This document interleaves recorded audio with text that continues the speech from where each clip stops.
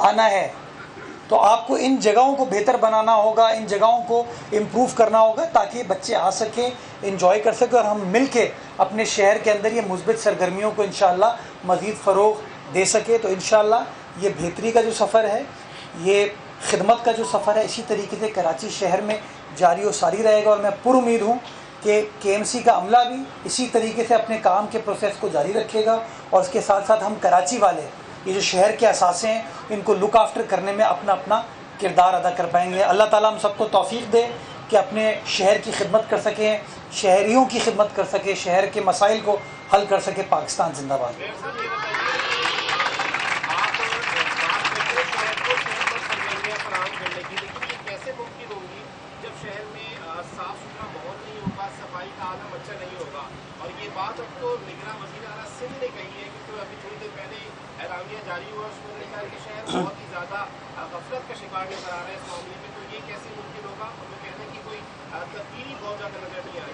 میں خود میٹنگ میں موجود تھا اور کچرے کا ایک ایشو ہے. اب آپ بتائیں نا، جس شہر کی آبادی آپ کو ایگزیکٹلی نہ پتہ ہو اس شہر کی پلاننگ کیسے ہوگی؟ بنیادی طور پر پرابلم یہ ہے، اس شہر کے اندر ڈیلی 10 سے 12 ہزار لوگ معاش کے لیے آ رہے ہیں، تعلیم کے لیے آ رہے ہیں، صحت کے حوالے سے آ رہے ہیں. تو یہ چیلنجز ہیں. جو اچھا کام ہوا ہے اس کو چیف منسٹر صاحب نے اپریشیٹ کیا. جیسے عید الاضحیٰ کے بارے میں انہوں نے کہا کہ بالکل اچھا کام ہوا. محرم الحرام کے حوالے سے انہوں نے تعریف کی.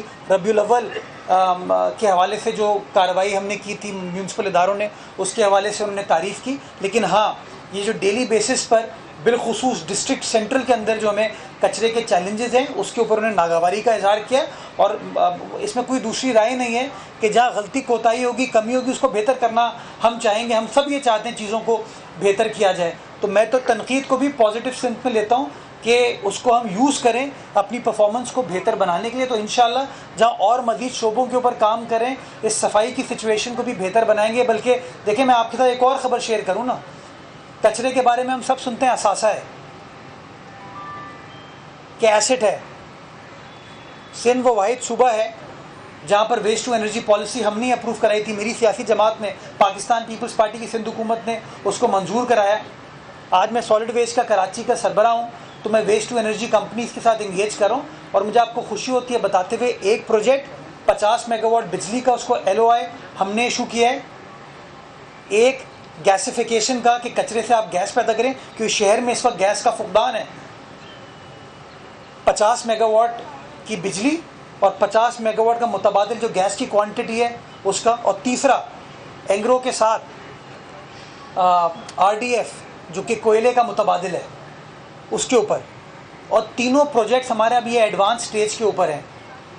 اینگرو ہماری لوکل کمپنی ہے، بجلی پیدا کرنے کے لیے ایک ڈچ کمپنی آئی ہے ہمارے پاس، اور یہ جو گیس کی میں نے بات کی اس کے لیے ایک امریکن کمپنی. یہ فورن انویسٹمنٹ اس شہر کے اندر لے کے آئے گی. اور ٹارگٹ کیا ہوگا؟ یہ سستی بجلی ہوگی کہ کچرے سے پیدا ہو رہی ہے، تو اس کا فائدہ ہم کراچی والوں کو ہوگا. یہ لوکلائز ارینجمنٹ ہوگی.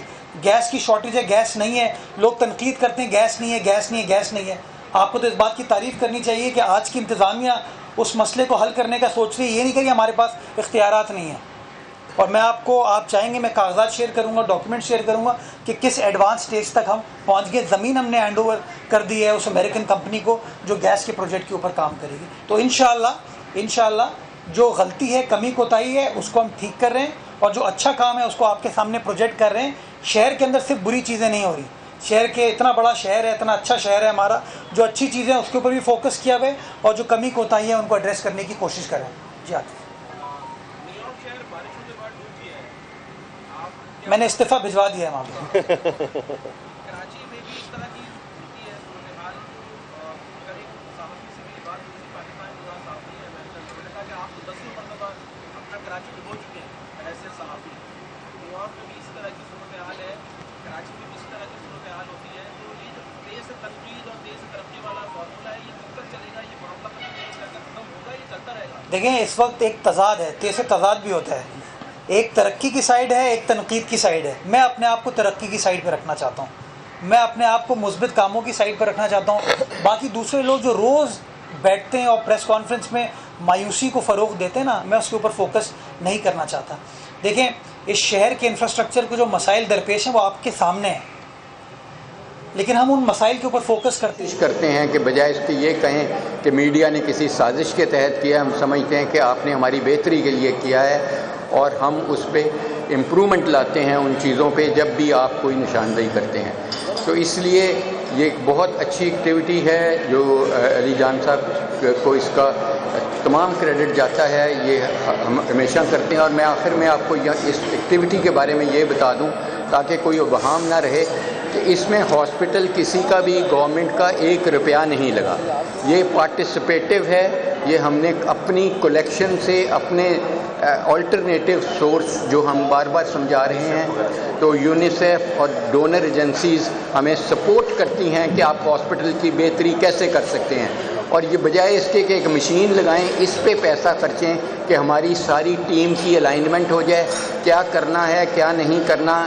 کیونکہ یہ فرنٹ پہ ہمارا منہ متھا یہی ہیں جو ہمارے ایم ایسز ہیں جو پرنسپلز ہیں وائس چانسلرز ہیں. تو ان کے ساتھ مل کے ان کے ایکسپیرینس کے ان کی پرابلم سن کے ہم نے ریزولوشن کی طرف جانا ہے. تو اس لیے یہ بہت اچھی چیز ہے. یہ ہم انشاءاللہ جاری و ساری رکھیں گے کیونکہ اس کا بہت فائدہ ہوتا ہے اور فیڈ بیک بہت اچھی آتی ہے. جہاں تک اویسٹن کا تعلق ہے, اویسٹن کی ابھی آدھے پونے گھنٹے بعد ہماری میٹنگ ہونے والی ہے. 3rd میٹنگ, تیسری میٹنگ ہوگی اس کمیٹی کی جو چیف منسٹر صاحب نے تشکیل دی. پولیس اپنا کام کر رہی ہے. انہوں نے مرکزی ملزمان کو کوئی عارف والے سے کوئی کہیں اور جگہ سے پکڑ لیا ہے. سب لاہور کے باہر تھے اور اپنا انہوں نے دائرہ اختیار بہت بڑھا دیا ہے جس میں بہت سارے ہاسپٹلز کا سٹاف, بہت سارے ڈاکٹرز کا سٹاف, بہت سارے لوگوں کو آہستہ آہستہ پروب کیا جا رہا ہے. کرمنل سائڈ پولیس دیکھ رہی ہے. پولیس نے کہ DIG لیول کی انویسٹیگیشن آفیسر ہیں ان کے عمران صاحب. تو باقی سائڈ ہے گڈ کلینکل پریکٹس کی, گڈ مینوفیکچرنگ پریکٹس کی, وہ کمیٹی دیکھ رہی ہے جس کی ابھی 2:30 بجے پھر میٹنگ ہے جو تیسری میٹنگ ہے. بہت امپورٹنٹ ہم اس میں ڈیسیژنز لیں گے.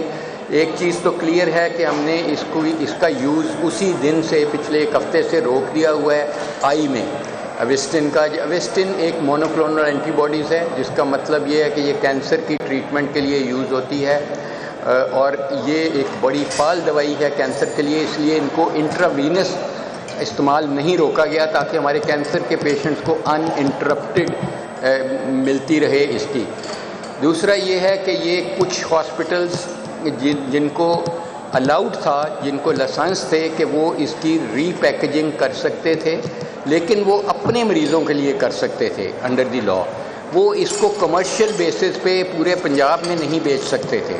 وہ اپنے مریضوں کے لیے وہ ان کو جائز تھا کہ اپنے مریضوں کے لیے اس کو بڑے ٹیکے سے چھوٹے ٹیکوں میں ڈیوائیڈ کرتے اور کرتے. لیکن ہوا یہ کہ وہ پورے پنجاب میں بک رہی تھی ری پیک ہو کے اور ہمارے خیال میں کسی حد تک وہ غیر معیاری طور پہ بک رہی تھی, غیر معیاری طور پہ ٹرانسپورٹ ہو رہی تھی. اور اسی لیے جتنے بھی ہمارے ابھی تک کیسز ہوئے ہیں ان میں ایک جراثیم ہوتا ہے جو بہت سیریس جراثیم ہے جو گرام نیگیٹو بیکٹیریا ہے جس کو ہم سوڈوموناس ایریجینوزا کہتے ہیں. ان تمام آئس سے وہی کلچر ہو رہا ہے سوڈوموناس. اب اس کی ہم نے دائرہ اختیار وہاں سے بڑھایا ہے جہاں یہ مینوفیکچرنگ ہو رہی تھی. یہ مینوفیکچرنگ سوئٹزرلینڈ سے ہوئی. وہاں سے بوخم ایک جگہ ہے وہاں ان کی فیکٹری تھی. لیکن انٹرسٹنگ چیز یہ ہے کہ 2 ماہ انہوں نے روش نے اپنی فیکٹری وہاں سے جہاں سے بنواتے تھے اس کی سورسنگ بدل کے یہ جرمنی سے بننی شروع ہوئی. اور پہلا بیچ جو نکلا جرمنی سے وہی پاکستان میں 2 بیچز آئے اور ان کو ہم نے ریکال کر دیا کیونکہ ہمیں نہیں پتہ, چانس بہت کم ہے کہ یہ کہیں خدا نہ خواستہ وہاں سے کنٹیمنیشن تو نہیں ہوئی. اگر وہاں سے ہوئی ہے ہمیں پوری ورلڈ سے اس کو ریکال کرنا پڑے گا. ہم نے الرٹ WHO کو بتا دیا ہے اور وہ اس کو واچ کر رہے ہیں. تو ہم نے کلچرز لگا دیے ہیں. کلچرز میں ابھی تک گروتھ نہیں آئی جو اس دوائی کے کلچرز ہیں, لیکن 2 ویکس ہمیں ویٹ کرنا پڑتا ہے خاص کر سلو گروئنگ بیکٹیریا کا. پھر اس کے بعد ہم دیکھ رہے ہیں کہ وہ کولڈ چین کیسے آئی وہاں سے فیکٹری سے جب اوریجنیٹ کی, ان کی پورٹ پہ کہاں رہی, ایئرپورٹس پہ. کتنی دیر رہی, کس کنڈیشن میں رہی, جہاز میں کون سے میں آئی, اس میں کیا ڈرائی آئس تھی نہیں تھی, کیسی کولڈ چین, پھر جب ہماری پورٹس پہ اتری تو پھر کیسی آئی, پھر ڈسٹریبیوشن کیسے ہوئی, اور پھر ہاسپٹلز میں کیسے آئی, ہاسپٹلز میں کیا کنڈیشن. تو یہ پوری ایک فورینزک انویسٹیگیشنز ہے, اور ہم نے فورینزک اسپیشلسٹ اس میں کوپٹ کیے ہیں. ہم نے مائکرو بایولوجسٹ PhDs کوپٹ کیے ہیں اپنی کمیٹی میں, تاکہ ہم واقعہ ہی انصاف کے تمام تقاضے پورے کریں. بہت تھورو انویسٹیگیشن ہو رہی ہے, اور ہمارے جو سیکٹری ہیں ڈاکٹر سہیل صاحب, وہ بہت محنت کر رہے ہیں, اور میں ریئلی بہت کمپلیمنٹ ان کو کرتا ہوں کہ وہ واقعی دن رات اس پہ لگے ہیں اور ہمیں آن بورڈ رکھ رہے ہیں. 4-4 5-5 گھنٹے وہ خود سائٹس پہ رہے ہیں. تو بہت جلد ہم انشاءاللہ تعالیٰ آپ کو اس کا پورے کا پورا جو بھی اس میں آج بھی ہماری میٹنگ ہوگی, اس کے بعد بھی ہم پریس ریلیز دیں گے اور آپ کو بالکل آن بورڈ رکھیں گے, تاکہ مقصد یہ ہے کہ یہ چیز جن کے ساتھ ہو گئی ہے ان کی آنکھیں بچائی جا سکیں. انیشلی 68 پیشنٹ تھے, اب 73 ہو گئے ہیں, کیونکہ ہم نے ایک پورٹل بھی فال کر دیا ہے. اس پورٹل پہ ہم نے یہ کہا ہے جس مریض نے پچھلے 5 سال میں ٹیکے لگوائے ہیں آنکھ میں یہ والے یا اسی قسم کے, وہ اپنی ہسٹری دے, اپنا نام دے, ID کارڈ دے, کس ڈاکٹر نے لگائے ہے, کون سی دوائی لگی ہے, تاکہ ہمیں یہ بھی ڈیسیژن کرنا ہے آیا ہم نے یہ جو آف لیبل یوز ہے کینسر کی دوائی کا آنکھ میں یوز ہے, ظاہر ہے لوگ بینیفٹ کر رہے ہوں گے, تبھی ہمارے ڈاکٹرز لگا رہے تھے کہ ان کے فائدہ کتنا ہے اور نقصان کتنا ہے. پھر ہم یہ سوچ کے پھر ہم اس کو لائسنس کریں گے ان ڈاکٹرز میں جو اس کو یوز اسٹل کر سکیں گے آئی میں, لیکن اس ڈیٹا کے بعد کریں گے کہ اس میں ہارم ورسز بینیفٹ ریشو کون سی ہے. تو اب جمال ناصر صاحب آپ سے خطاب کر لیں, اس کے بعد آپ کے کویسچن لیتے ہیں. بسم اللہ الرحمن الرحیم. پروفیسر جاوید اکرم نے بہت کچھ آپ کو بتا دیا, لیکن 2-3 چیزیں بتانے کی ضرورت ہے کہ میں 4-5 دن سے میڈیا پہ اس لیے منظر عام پہ زیادہ آیا ہوں کہ یہ ذہن میں رکھیے گا کہ یہ غریبوں کا ٹیکہ ہے, کیونکہ غریبوں کا ٹیکہ ہے. 28,000 میں آپ 80 بندوں کا علاج کر رہے ہیں, اور اس کے مقابلے میں جو ٹیکہ ہے وہ 32 لاکھ میں آپ 80 لوگوں کا علاج کریں گے, یا 80 لاکھ میں 80 کا. تو یہ بھی ذہن میں ہمیں رکھنا چاہیے کہ وہ مافیاز بھی سرگرم ہو جاتے ہیں اس ملک میں, جو چاہتے ہیں کہ غریبوں کی دوائیوں کو نہ بند کر دیا جائے. تو ہم پہ بڑا شروع سے ہی پریشر تھا کہ اس دوائی کو پابندی لگائی جائے, لیکن ظاہر ہے یہ ایک ملٹی نیشنل کمپنی ہے, بڑی ریسرچ کر کے آتی ہے, اور یہ اتنی بڑی کمپنی ہے کہ یہ کئی پاکستان کو خرید سکتی ہے. تو ہم نے کوشش یہی کی ہے کہ اس میں کہ ہم اس کے بیس سے چلیں, اور ہمیں اب انتظار اس رپورٹ کا ہے جو DTL سے اس ٹیکے کے حوالے سے آنی ہے. وہ انشاءاللہ تعالیٰ 4-5 دن تک اور فائنل ہو جائے گی. اگر تو وہ ٹیکہ اسٹرلائز ہوا, اس میں کوئی پرابلم نہیں ہوئی, تو اس کا مطلب یہ ہوا کہ یہ بندے تھے جو اپنے سارا میڈیکل کمپلیکس پہ بیٹھ کے اس کی ری فلنگ کیا کرتے تھے, وہیں کہیں نہ کہیں انہوں نے وہ پرابلم کی ہے. لیکن میں نے سارا میڈیکل کمپلیکس والوں کو بھی پھر ہیلتھ کمیشن سے بات کر کے ان کو بھی نوٹس دلوائے ہیں, ان کی بھی انکوائری کر رہے ہیں, ان کو نہیں چھوڑ رہے. اس کی وجہ یہ ہے کہ آج دنیا میں ایک قانون بن چکا ہے کہ جب آپ کرائے پہ کسی کو جگہ دیتے ہیں تو 2 باتیں پوچھنی پڑتی ہیں. پہلی بات تو یہ ہے کہ آپ کس شخص کو دے رہے ہیں, اور دوسرا اس کا مصرف کیا ہوگا.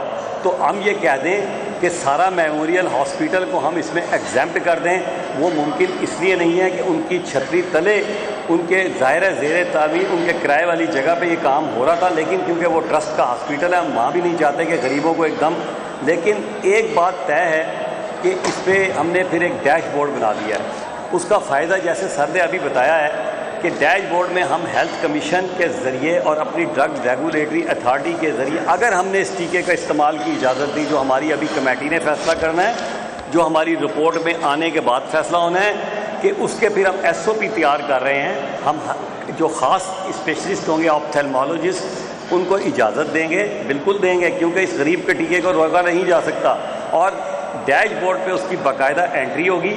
اس کے 2 فائدے اس کی انٹری کے بھی ہوں گے. ایک تو یہ کہ کتنے پنجاب میں ٹیکے لگیں گے اس کا ڈیٹا آ جائے گا, اور اگر کوئی سائیڈ ایفیکٹ اس وقت سامنے آیا کہ پتہ چلا کہ کینسر تھا تو بیسیکلی یہ کینسر کا, لیکن اگر اس میں بھی ہمیں یہ لگا کہ یہ سائیڈ ایفیکٹ اس کے زیادہ ہیں, بینیفٹ کی نسبت جو آج تک کبھی پاکستان میں یہ ٹیکہ 2005 سے استعمال ہو رہا تھا لیکن کبھی کسی نے اس پہ توجہ نہیں دی، تو اس ڈیش بورڈ کے بنانے کے بعد ہم بہتر فیصلہ کر سکیں گے کہ اس کا آف لیبل ہم استعمال کریں یا نہ کریں۔ اس وقت تک ہم نے 3 بندے جو ہے وہ گرفتار کیے ہوئے ہیں، ایک ملتان سے اور ایک یہ جو سارے جیسے بتایا ایک عارف والا سے، ایک فیصل آباد سے، اور اس ساری چیزوں کو ہم تقریباً پہنچ چکے ہیں۔ بس صرف ہمیں رپورٹ ہماری ایون ہمارے ایس او بھی تیار ہو چکے ہیں، لیکن یہ ہم اس وقت دیں گے جب ہمارے پاس جو ہماری لیبارٹری کی رپورٹ ہے اس ٹیکے کی وہ آ جائے گی۔ حالانکہ ہمارے اوپر کمپنی کا بھی بہت بڑا پریشر ہے، ہمیں تو بڑے پریشر، ہمیں میڈیا کا پریشر ہے، ہمیں کمپنی کا پریشر ہے، ہمیں عوام کا پریشر ہے، لیکن ہم یہ چاہ رہے ہیں کہ اس کو غریب کے لیے سوچیں، غریب کے لیے میری زندگی کا مقصد ہے۔ ورنہ شاید میری جگہ کوئی اور منسٹر ہوتا، وہ کک بیک لیتا، پابندی لگاتا ڈرگ پہ، اور 32 لاکھ اور 80 لاکھ کی دوائی مارکیٹ میں آتی، کچھ اپنی جیب میں پیسے رکھتا، کچھ لوگوں کو دے دیتا۔ لیکن اللہ کا شکر ہے یہ پہلی مرتبہ ہمارے چیف منسٹر کی زیر نگرانی ہم سارے وزیر آئے ہوئے ہیں۔ مجھے نہیں پتا کل کون سی ہماری فائلیں کھلنی ہیں، لیکن الحمدللہ ہم وہ لوگ ہیں، آپ سر کو بھی جانتے ہیں، جاوید اکرم صاحب ایک بہت بڑا نام ہے، یہ وہ لوگ ہیں جو لگانے والے ہیں، اور انشاءاللہ تعالی ہم اس کو الٹیمیٹلی اگر ہم نے اس کے بعد اس میں انکوائری کو ایکسٹینڈ کرنا ہوا ڈاکٹرز تک تو ہم اس پہ بھی جائیں گے۔ ابھی ایک صحافی نے ایک اور اچھی بات کی تھی کہ کوئی اچھے ایک فارماسسٹ ڈی جی کے علاوہ بھی ڈالا جائے، تو انشاءاللہ تعالی ہم وہ اس کو بھی اس کمیٹی میں جو ہماری ہے اس میں ڈالنے جا رہے ہیں۔ بہت شکریہ۔ جی شیخ صاحب۔ جاوید صاحب، میں آپ سے سوال